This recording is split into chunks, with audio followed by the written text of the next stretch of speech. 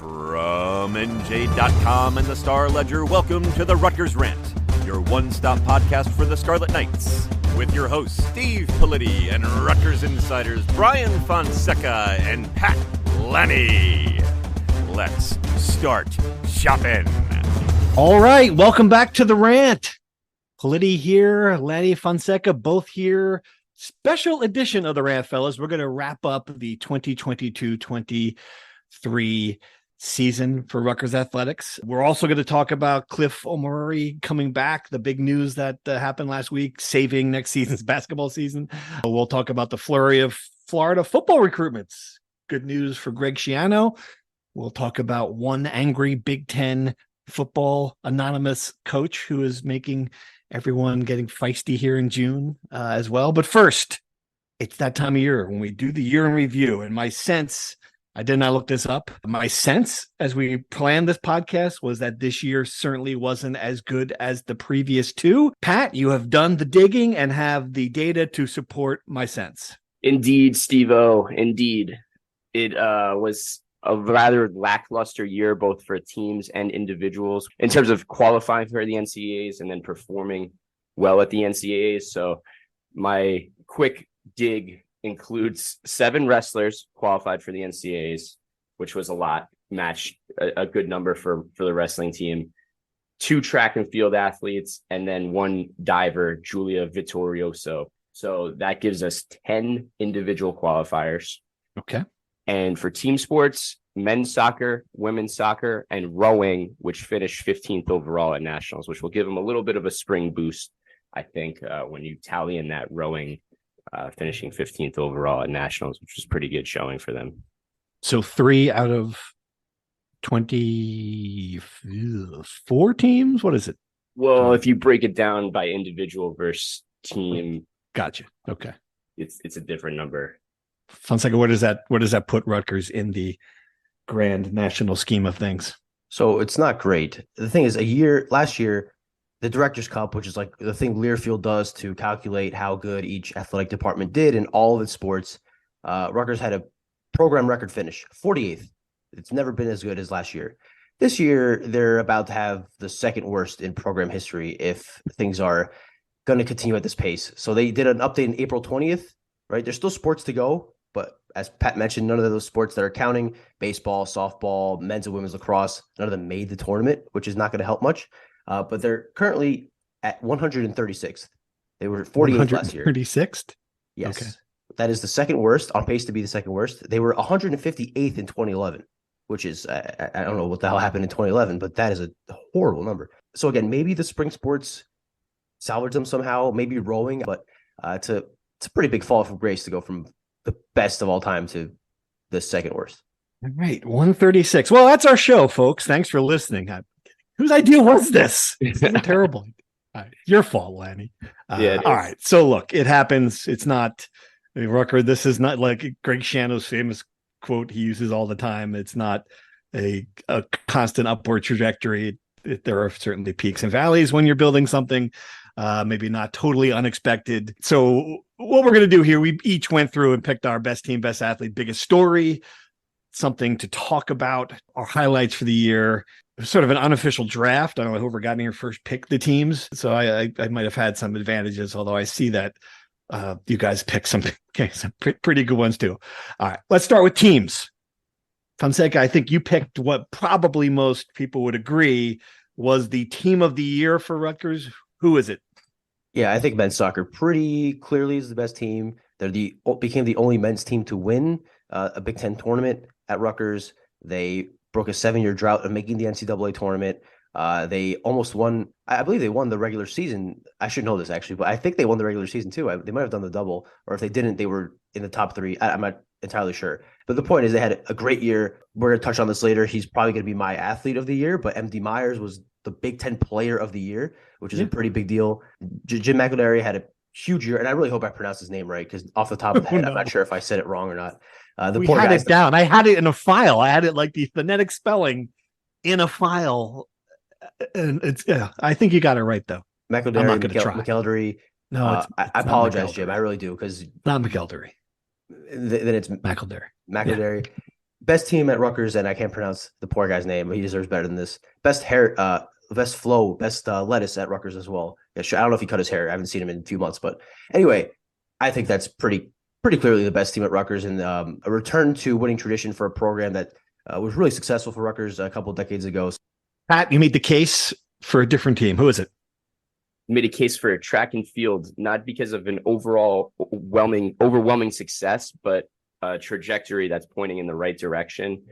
They had 19 podium finishes at the Big Ten, which was almost doubling its previous high. Oh, all right. And they had, of course, Chloe Timberg, who was an indoor and outdoor champion in the pole vault. And the women's team scored the most points they've ever scored in Big Ten competition. So I just think that they're getting a lot of New Jersey kids that are really good, and they're recruiting well, and you can see the little bit of an upward trajectory. So I just wanted to give the track and field program a little bit of a shout out for a little bit of continued success.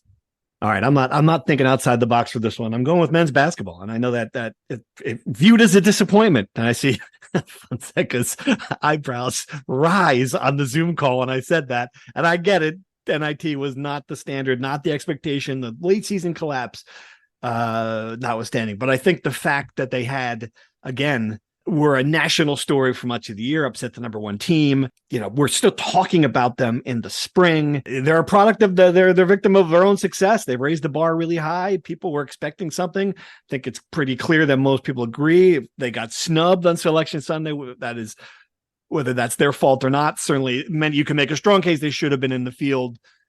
Again, if you're just looking at eyeballs, conversation, we're talking about men's basketball when we ever have, probably more than football, which has been an unheard of situation at Rutgers.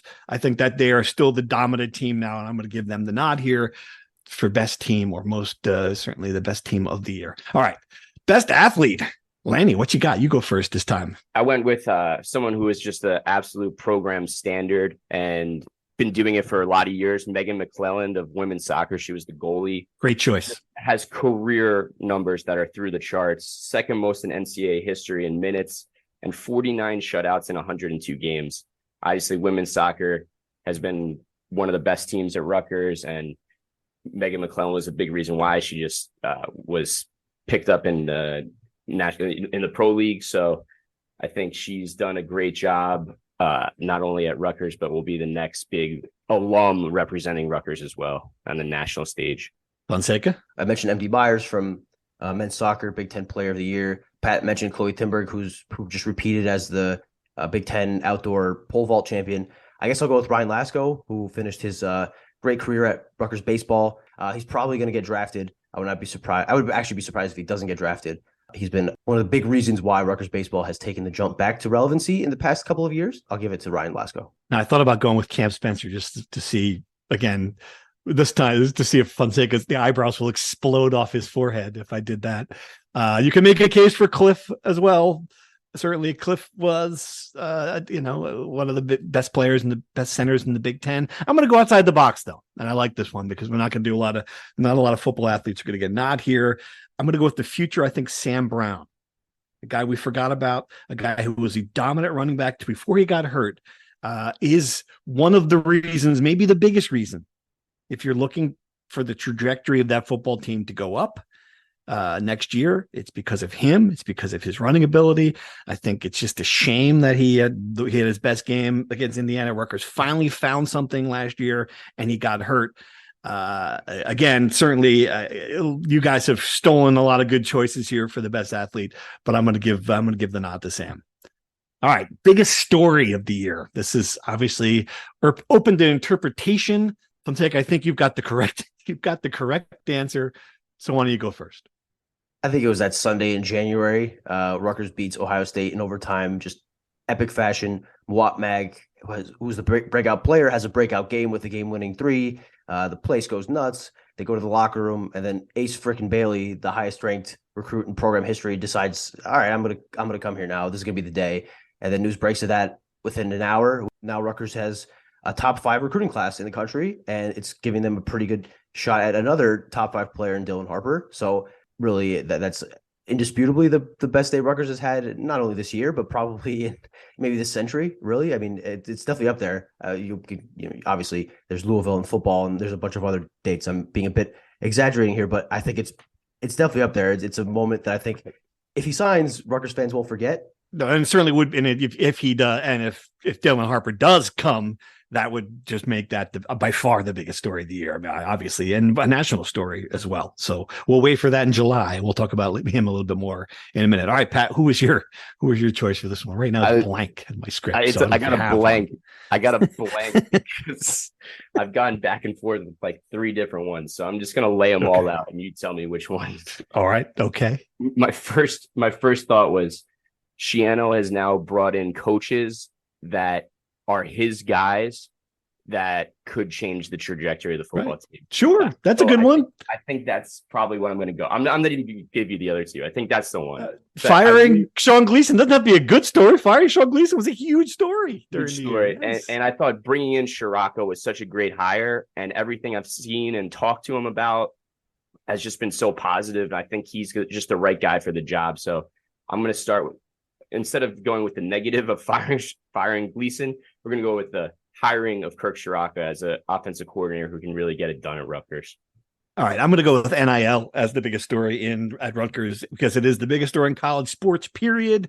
Losing Cam Spencer is just one part of it, the struggle behind the scenes to figure this out, this national trend, to find out how Rutgers is going to raise what John Newman said will be a $10 million yearly payout to stay competitive. It's a story that's evolving. It's a story that is just going to continue to dominate every decision, every major thing that happens in Piscataway. And the coaches that navigated well, the coaches that figured it out are going to be the ones ultimately who are winning games. So right now, that's still a work in progress, but it's by far the dominant story.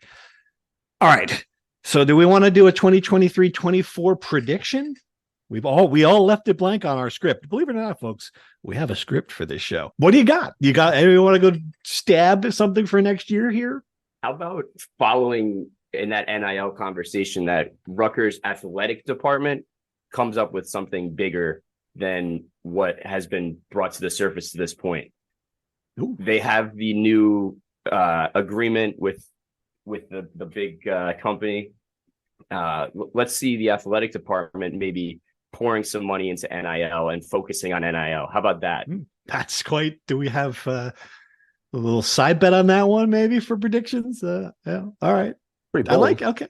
It's bold. That's bold. Certainly. I think that would surprise. It's a prediction that would surprise a lot of people. I like it though. All right. Fonseca, you got one?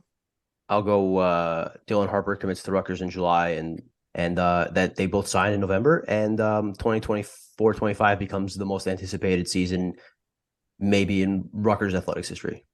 Ooh. Yowza. Man, I like it. So they both commit and they both sign. And so, yeah, I mean, all right. That's good. That's a good prediction. Optimistic this morning.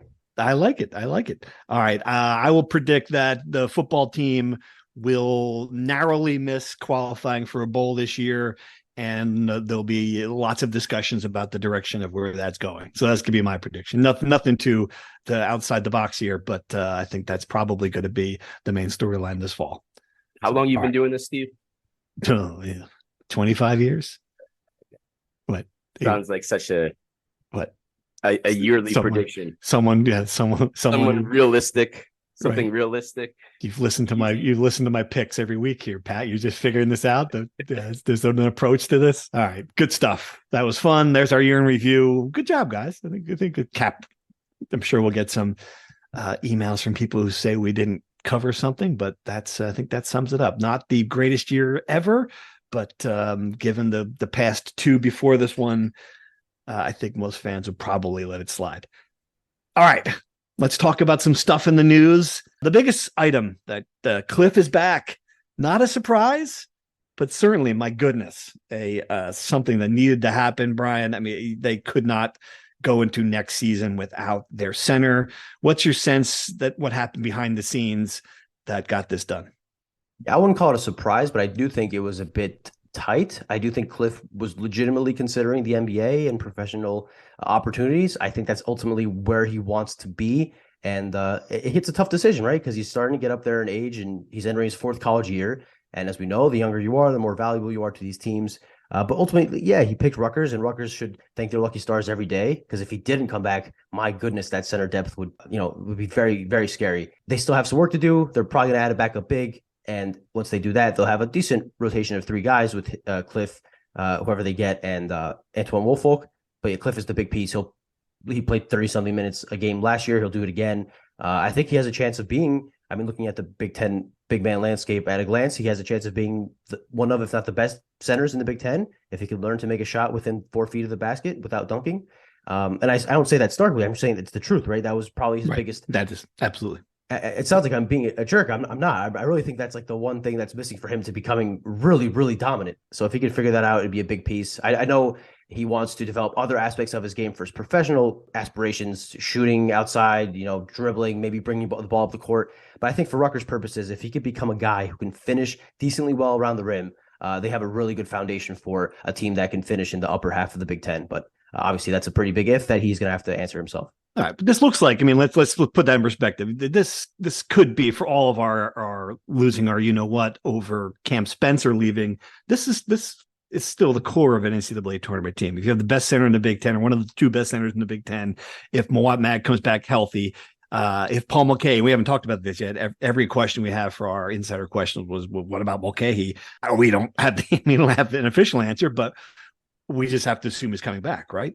Yeah, pencil him in. I would be shocked if he wasn't at Rutgers, right? We're just missing the official word. I don't have an exact answer of why he hasn't publicly said anything. But my understanding is he a grad transfer? He could go. He's done. Yes, he can pull Cam Spencer if he wants, and he can decide to just. He doesn't want. He won't do that. That'd be. I would be shocked, right? Right. All right. So pencil him back in. So then you've got Noah Hernandez, and what you've got. You got Gavin. It's not going to be a deep team, but it's still going to. It's still, and right back where we started, right? NCAA bubble team. Yes, I would call them a bubble team. I would not call them an NCAA tournament team, and I will be hesitant to call them a lock from here forward because I did that too much last year. But I would. You did it twice, not just last year. You did it 2 years in a row. Let's call it. You called them that no chance 2 years in a row, and you're declaring things one way or the other. I'm going to hold my predictions for Selection Sunday, I think, but I think they're in a good spot. They're as good a spot as they can be after losing their best shooter. If they can find a guy in the portal that can shoot the ball decently well, that'd be pretty big. But they've been in worse positions. I think they'll enter the season with a chance for sure. Right. All right. The other big development this week, Pat, football recruiting. I know this is Todrick's gig, but just from what you've seen, getting twins from Florida. First of all, we've got to give them high praise. Ty Clean and Ty Cool Hill, first team all name already. That's some cool for a guy who everyone on earth is named Steve. I have a great deal of respect for people who have cool names. What's going on? What is the deal with recruiting? Obviously, a Florida pipeline is reopened. Yeah, it's huge. I remember Shiano talking on some radio show last year in Miami saying that we always want to focus on Florida because there's just so much talent that pours out of the state. Of course, all the great teams have had great Florida players, so that's a big deal. The other big deal is just that the amount of visitors that they had on campus for official visits, last weekend and coming up here, according to Todrick, it was the largest list of official visitors that they've had in a long time. So I think that's important too. There's good in-state and tri-state area connections in that list. So if you really go through it with a fine tooth comb, you're going to find guys like Yasin Willis from St. Joe's Montville reminds me so much of Sam Brown, the way he runs.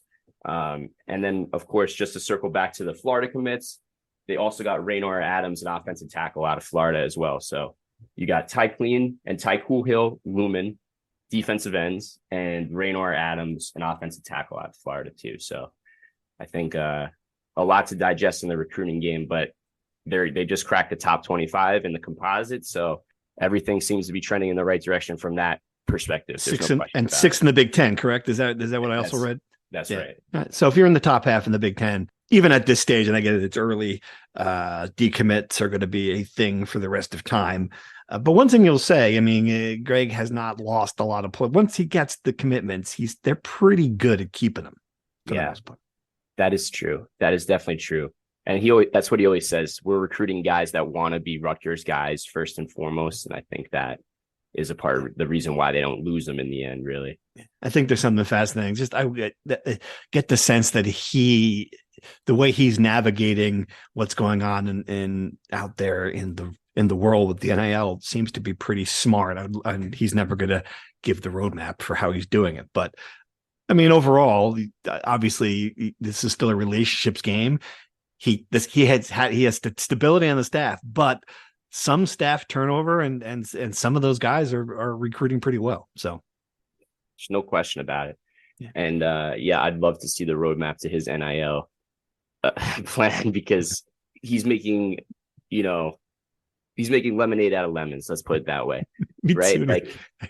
We'd sooner have the Area 51 map from FBI or the JFK assassination plot from the CIA offices than we will get the roadmap for Greg Schiano navigating the NIL. But yes, it'd be great to see it.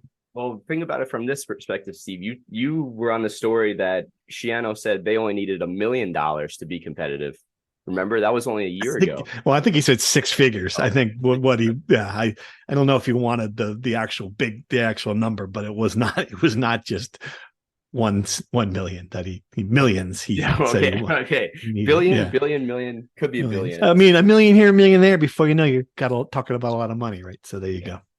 All right. The other story in football, it's June 6th. It's a slow time of the year. Brian put up a headline that people were furious about. I think what we're learning here, Brian, is would be great if you could just make every headline say, this is a story about Rutgers football. This way there's no one can flip out about it. But an anonymous coach in Athlon's football preview ripping Rutgers. What did he say? He said that whatever buzz Greg Schiano had when he came back is gone. He said that people want this to become what they were back in the Big East, but it's not possible. He said that two quarterbacks played poorly and they didn't replace them. And he said that the people who hired him expect him to turn it around, but they don't think it's possible. A lot of people told me that's not a rib job. A lot of people told me it wasn't a scathing scouting report. That I think they expected to open my headline was so scandalous that they expected to open the story and that Greg Schiano was the one that killed JFK or Franz Ferdinand or something. Like, I don't know when I read that, I was like, it's Ferdinand. Wait a minute, just go stop here. The man who doesn't know John Glenn just dropped the Franz Ferdinand reference. I love it. That's amazing. Come on, I listen to music and I know who started the First World War. I'm not that. I mean, comparing John Glenn to Franz Ferdinand is like, I mean, Jesus Christ. I don't even want to go down that road. But anyway, yeah, like I think it's pretty notable that an assistant coach at another program in your league is essentially saying there's no chance that this guy who everyone is putting their expectations on can turn things around, right? And I understand the perspective that maybe this is someone negative recruiting, maybe this is someone in the league, they have incentive to say these negative things. But if you read through every other, because this was not just a Rutgers thing, they got anonymous quotes about every program from different coaches, right? And Rutgers is like by far the most negative one I found, aside from maybe Colorado, where people were doubting if Dion could do it there. Indiana, where they essentially said that Tom Allen is like a old school, hard-nosed coach at a time where that doesn't happen anymore and isn't effective, right? But like this coach he was pretty harsh, I think. Maybe the headline was a bit much. Did you guys think it was that scandalous the way I labeled it? I mean, no. Your headline was fine. Yeah, headline was fine. It was scathing. I mean, like, just because people agree with it doesn't mean it's not scathing. I don't think Greg Schiano agrees with it, especially. And to me, I think the one that will make them angriest is the idea that there's been a significant amount of turnover, which I mean, really not that true. If you look at the overall staff, they changed some offensive coaches, got rid of a couple of guys who've been there for a while, but the defensive staff is almost entirely back. And those were a highly stressful environment. I think those are pretty targeted about what's going on behind the scenes in that program. And I don't think there's any question that there's a narrative, true or not, about Greg Schiano as a pretty hard driving boss. So I think that's probably the criticism, I'm guessing, that bothered them the most. Pat? I would. Right. So people brought that up too, right? And they brought up the point that every college football program is a highly stressful environment.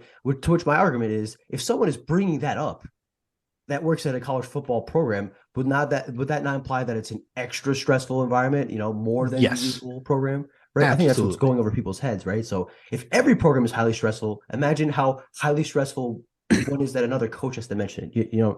I don't know. Again, it's June. This really doesn't matter. It's an anonymous quote from an anonymous coach. It's going to blow over in a week, but it did make some shockwaves for a day. It was a good jab, man. It was like one of those things that you could definitely read that quote on a message board. Some fan could have written that, is what I took away from it at first. Like, it just seemed like it was very surface level. And then they throw in that quote about the highly stressful environment. Yeah. Oh, absolutely. So insider. Right. Yeah. But to the point about, the quarterbacks, there is some element of it. Yeah. Okay. Yes. The buzz has worn off. But that was a natural thing that was going to happen as well. And yeah, you replace your coordinator, but not your quarterbacks. That is a very interesting, that is a statement about what he thought was happening with his offensive staff. So just a fascinating little thing going on. Again, Athlon, I'm amazed, like, who's doing it? People still go to the 7-Eleven, pick up their Athlon. Is that a thing? You do that when it comes out? They must, right? Do you? I did, but is there still a magazine stand at 7-Eleven? That's even a bit like next to the Slurpees? I got mine at Barnes & Noble, so I'm not sure. Barnes & Noble. Okay. All right. It is a good preview, I must say. Like, it is pretty. If you want to get really hardcore into college football, I would go get the Athlon magazine. There you go. Thank you. Our new sponsors, Athlon and Aflac. Maybe we can get both of them to do it. All right, let's dive into insider questions, because the first insider question, Rocco in Florida, is about this, as there were several questions from our insiders. As always, thank you for continuing to get our text message and listen to our back and forth on that service. Do you agree that Coach Schiano is doing a great job, or do you believe the assistant coach is right that we should have brought in some new quarterbacks from the transfer portal? Was what Rocco specifically wanted to know. He was angry at Athlon for publishing such garbage. I wrote in December that they absolutely, positively, 100% had a quarterback in the transfer portal. They did not listen. What a surprise. Someone at Rutgers not listening to me. What's your take? Is that going to be, are we going to be talking about that in October as the big mistake? Gavin Wimsatt doesn't get any better, then yes. But if he has a big year, then no. I think it's all dependent. But we've discussed this ad nauseum, right? Like, it's a tough spot because Gavin Wimsatt's the highest ranked quarterback in modern history. To give up on him after 1 year probably feels a bit early and probably sends a signal to future quarterbacks. And then on the flip side, having to get a quarterback that you can't guarantee a starting spot when you don't have enough NIL to compete with a lot of these other schools that are competing for top talent. It's just a very rock and hard place position to be in. And even if Rutgers wanted to upgrade the position, I'm not entirely sure how feasible that would be. This point will all be mute into the fall once we see what Gavin Wimsatt does in Shiraka's system.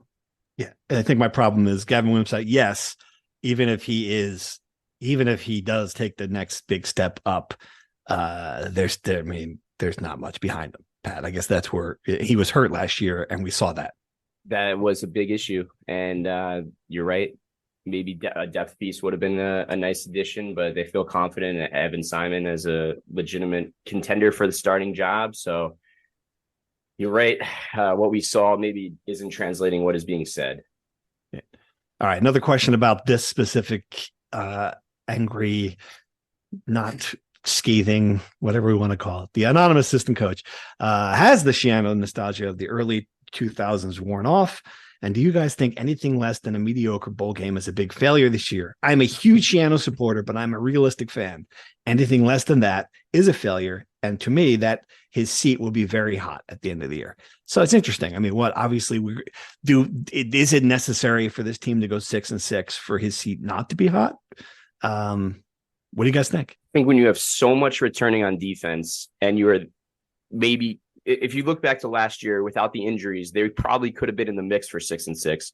So if they're not going 6-6 this year, I see it as a big step backwards. So I agree. I think the seat gets hot at the end of the year if this team isn't bowl eligible. I think failure is a bit much. I think not the 23 season, the 24 season will be a big year because that'll be the first time they don't have the divisions, and not having to play Ohio State, Michigan State, Penn State, Michigan, which is 4 auto L's pretty much, would be a big help. I think you always have that excuse because that you're really having to go 6-3 with the other 6-2 with the other 8 games. Like that's right. I do agree though that at some point, my sense that talking to fans is just they're still going to keep showing up. I should say the fans that are not people that show up no matter what, that would show up if Rutgers was 0-12 every year, people that just like the tailgating because those fans exist. I mean, the Rutgers football fans that are diehards but are starting to kind of teeter, I think they're really on the edge of, if this is another year where they don't make a bowl game, where they lose 4 or 5 games by 30, 40 points, where the hope doesn't even really glimmer much, I think people are on the verge of starting to jump ship. So I guess that in conjunction would put Shiano on the hot seat. I don't think you could be any real danger of being fired after this year unless they go 0-12. But I do think that, people will start questioning and really that question will start percolating, I think, around the program. Yeah, I mean, I think based on the way you describe it, there's no question he would be on the hot seat if the year goes in that direction. And it's not just because, let's just look at the way last year ended. You can't go 4-8 and get curb stomped by Maryland in the final game and shut out and show absolutely no sign of offense competence. After you spend $1.4 million on your buddy to come back to be offensive coordinator, they had better be better offensively. They better be competitive in a lot of these games, especially late in the year. And yeah, if they're not in one of those bowl games, they certainly need to be in a position to be competing for one. I agree with that statement wholeheartedly. If it's another 4-8 and it's another where you're losing these games by a wide margin and you're not competitive against teams like Maryland, it's going to be tough. I don't think there's any question. We'll dive into this later in training camp, but like the first 4 games of the year are massive, just enormous. Yeah, absolutely. All right. Hoops questions. We got a bunch of them. Again, everyone wants to know if Paul Mulcahy is coming back. I guess, is there any, are we just going to go into next year and he's going to show up for practice? He's not big on social media, but he is. I mean, he's representing Rutgers at the On3 NIL thing. He's around. So, I mean, I guess maybe someone will bump into him and say, hey, what's up? My understanding is that he's not going to make any public announcement. The program isn't prepared to make any public announcements. I think what's going to happen, he's going to hop on the plane to Senegal in August and go with them, and then we'll know that he's on the team unless he leaves after going on the international trip, which I'm joking, obviously. If I was a Rutgers fan, I'd be pretty nervous that I am so confident that he's coming back, obviously, as we talked about my NCAA tournament prognostics, but I think everything that I've been told, every indication is that he's going to come back. I don't think he's going to play overseas. I don't think I would be like most shocked of all if he transferred. I really would be shocked if that happened. He's going to come back. And then let me just say this too. Like the other part of this is, and I think there's been some criticism of Mulcahy for last season. I think one, he wasn't completely healthy, and I think that is pretty obvious. And two, he's still.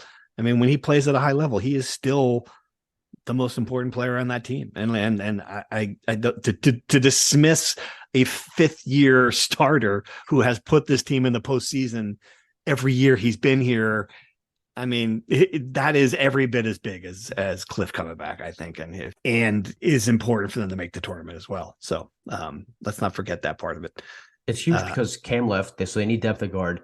Yeah. And with Noah Fernandes coming, there is a chance for him to maybe, I don't know what the conversations are with the staff, but I think there's an interesting question of, can he play off the ball? He's a great shooter off the ball, off the catch, right? He's like a 38% shooter on threes. Can they use him as a guy, as a spot-up shooter on occasion, put him on the ball on occasion? I just think that him coming back adds a lot of versatility to the backcourt. So I think that's another big thing. And all right.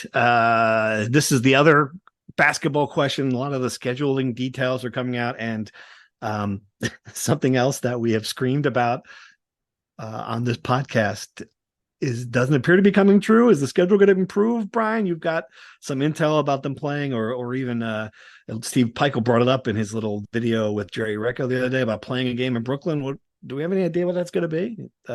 Who that might be? It's going to be a high major.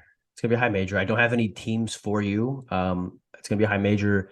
Some have said a Big 12 team, maybe. I don't I can't tell you. I don't know, but it's going to be There's different levels of high major. I mean, obviously, if Kansas is one thing, but if it turns out to be, I don't know, Boston Kansas College. State, It's not Boston College. I don't think there are a lot of high majors that are. Yeah. Okay. Yes, but my understanding is it's going to be a high level game. That's what Steve referred to in the video yesterday. A high level game. I guess the way he views strength of schedule, I'm not entirely sure what his definition of high level is. I think it's going to be a high major quality opponent. One word: Merrimack. That's what. Someone brought this up to me and they made a good point. If Brooklyn is going to have some say in who's coming, Barclays Center is not allowing Rutgers to host, Hofstra or something like that. They're going to want someone that gets some people at the gate. But if it was up to Rutgers, maybe. So I think the schedule overall is going to be, they have 3 high majors now. They're going to have at least 4, maybe 5. If they add another, they're working on maybe a road game, another home and home. If that works out, it's 5, but at least 4. And then a lot of tomato cans at the rack again. They're going to get Long Island University, which was literally the worst team in Division I basketball last year. They're coming to the rack next year. And there's other local teams that have been speculated. There's no contract signed yet, but St. Peter's apparently is probably coming. That was a report from Rocco Miller. And they're probably going to have a multi-team event where they have 3 tomato cans coming in. And so it'll be a combination. I think the non-conference strength of schedule will probably still be in the bottom half of the country, but maybe it'll be in the 200s instead of the 300s. Something to look forward to. All right, here's one. Here's from out of left field that I can't wait to see if either one of you can answer. In addition to Max Martin, can you confirm any other baseball players who have entered the transfer portal? Pat, what can you tell me about the baseball transfer portal situation? Let's see. Well, the best part about it, you could make up. You could Joe DiMaggio. I think there's a chance. I can't answer that question, but I know Max Martin was, when he committed and signed, I wrote about that story. So he was on the edge of whether he was ever going to even come to Rutgers. So I guess it just didn't work out in the way he wanted it to. He was only there for 1 year. So was the baseball team's issues a big disappointment or just a expected return to whatever? I think the latter. The latter. They still played pretty well. They were very competitive right until the end. So right. I think it was just a matter of they just didn't have that off season they had the year before. Yeah. Gotcha. To add about the transfer portal stuff, I'm not sure if I can confirm the names, but my understanding is they didn't lose anybody that they didn't want to lose. I don't know if that's the right way of putting it, but none of the that's the right way. Portal, sure. Yeah. were devastating losses. I think Max Martin and Rutgers just didn't kind of work out. I don't know where he'll land. A high major will probably take a chance on him because, as Pat said, he was a borderline MLB draft pick out of high school. He was a highly touted recruit. Just didn't work out at Rutgers, but I don't think Rutgers is really crying over spilled milk about any of the kids that left so far, at least. All right. Thanks for the questions. That's all we got. Everyone who gave their feedback as to which were the best teams and best moments and best everythings. Thanks for doing that. We read them all and they helped shape our year in review. Fellas, what else we got? We got some track and field coming up this week. Pat, is that correct? And a really good feature by Joey Chandler on one of the athletes competing. Yeah. So Rutgers has 2 kids competing at nationals, which starts tomorrow. Sincere Robinson is a long jumper. He's the school record holder. He's really good. Came out of Newark. And then Chloe Timberg is the face of the program, Big Ten champ, indoors and outdoors in the pole vault. So she'll be probably their best chance to medal and or maybe even win. So definitely keep an eye out for Chloe Timberg at nationals. Excellent. Fonseca, any final thoughts? Yeah, I wanted to ask Pat about the couple of guys that wrestling got last week or 2 weeks ago. Yeah, what can you tell us about those guys, Pat? Rutgers has added 3 people this offseason in the transfer portal. None were the big fish that they had flirted with, Shane Griffith being the biggest name of that, but they did get Yaroslav Slavaskowski out of Harvard. He'll be the starter at heavyweight. Jacob Butler is a middleweight out of Oklahoma. He'll probably be in the starting lineup at like 149. And then this last guy, Mitch Moore, started his career at Virginia, then went to Oklahoma, and now finished at Rutgers as a grad transfer. And he's been at NCAAs 3 times, would have been 4 times if it didn't get canceled the 1 year. So they got 3 legitimate starters out of the portal, and then 2 big commitments for their recruiting class in 2024. So I view it as like they just missed on getting the game changer, but they still did a really solid job of plugging the lineup to be better for next year. All right, excellent. That's all I got. Appreciate you guys listening. Thanks to Devco as always for being our sponsor, and Chris Palladino. I've got some new. We might have a temporary second sponsor coming up. Like, I'm not going to tell you who it is, but it's hilarious. A good little teaser. I'll tell you the whole story of that when we do our next podcast, if that comes through. Until then, thanks for listening, and we'll be back in a few weeks to talk some more Rutgers. Thank you for listening to the Rutgers Rant. To participate in the conversation and receive live updates about the Scarlet Knights directly to your phone, sign up at NJ.com/insider.